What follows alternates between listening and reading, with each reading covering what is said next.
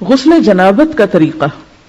حضرت میمونہ رضی اللہ عنہا بیان کرتی ہیں کہ رسول اللہ صلی اللہ علیہ وسلم نے غسل کا ارادہ فرمایا تو سب سے پہلے دونوں ہاتھ دھوئے۔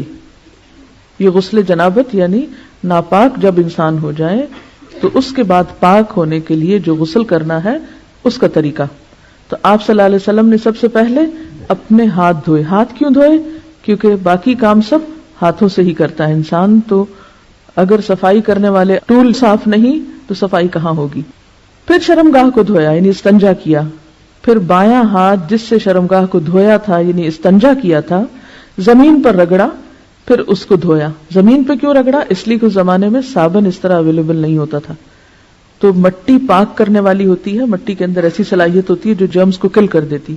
تو اگر آج آپ کے پاس صابن ہے تو اس کے لیے ضروری نہیں کہ آپ مٹی پر ہی ہاتھ رگڑیں کہ اب آپ پریشان ہو کہ ہمارے واش روم میں تو ٹائلز لگی ہوئی ہیں اور مٹی نہیں ہے تو کیا ہمارا غسل نہیں ہوگا، تو اس کا آلٹرنیٹ آپ استعمال کر سکتے ہیں۔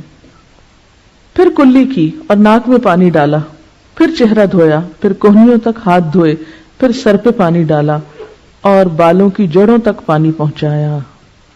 یعنی صرف پانی ڈالا ہی نہیں بلکہ مل کے سر کو بالوں کے جڑ یعنی جہاں سے بال اگتے ہیں اس سارے حصے کو خوب تر کیا۔ 3 بار سر پر پانی ڈالا، پھر تمام بدن پر پانی ڈالا، یعنی پہلے سر پہ 3 بار ڈال کے اس کو سارا دھو ڈالا، پھر پورے جسم پر پانی ڈالا، پھر جہاں آپ نے غسل کیا تھا اس جگہ سے ہٹ کر پاؤں دھوئے۔ تو اس کا مطلب ہے کہ باقی وضو آپ نے شروع میں کر لیا اور پاؤں دھونے کا عمل بالکل آخر میں کیا۔ حافظ ابن حجر رحمۃ اللہ علیہ فرماتے ہیں کسی حدیث میں غسل جنابت کا وضو کرتے وقت سر کے مسے کا ذکر نہیں۔ کیوں؟ اس لیے کہ سر دھو جو لیا جاتا ہے۔ حضرت عائشہ رضی اللہ عنہا اور حضرت عبداللہ بن عمر رسول اللہ صلی اللہ علیہ وسلم کے غسل جنابت میں وضو کا ذکر کرتے ہوئے فرماتے ہیں کہ آپ نے سر کا مسح نہیں کیا بلکہ اس پر پانی ڈالا۔ امام نسائی نے اس حدیث پر یہ باب باندھا ہے جنابت کے وضو میں سر کے مسح کو ترک کرنا۔ امام ابو داؤد فرماتے ہیں میں نے امام احمد سے سوال کیا کہ جنبی جب غسل سے قبل وضو کرے تو کیا سر کا مسح بھی کرے؟ جنبی یعنی جس کو حالت جنابت لاحق ہوئی ہے، ناپاک ہے، جب غسل سے قبل وضو کرے تو کیا سر کا بھی مسح کرے؟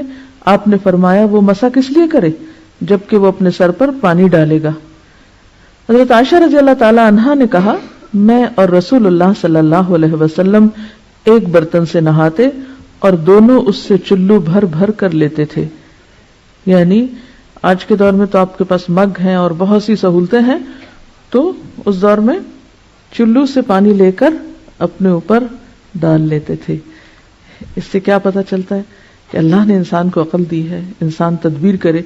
اب آپ کو مثلا نہانے کی ضرورت ہے، آپ واش روم میں گئے ہیں، کہیں مسافر ہیں، وہاں صرف پانی کی بالٹی تو ہے لیکن پانی نکالنے والی کوئی چیز نہیں، تو آپ روتے ہوئے باہر آ جائیں کہ میں تو آج غسل ہی نہیں کر سکتی کیونکہ مگا ہی نہیں ہے، تو نہیں، آپ صلی اللہ علیہ وسلم کا طریقہ دیکھیے کہ چلو بھر کے ایک ہاتھ سے یا لب بھر کے 2 ہاتھوں سے ڈال کے غسل کر لیتے۔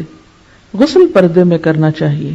سبحانک اللہم و بحمدک نشہد ان لا الہ الا انت نستغفرک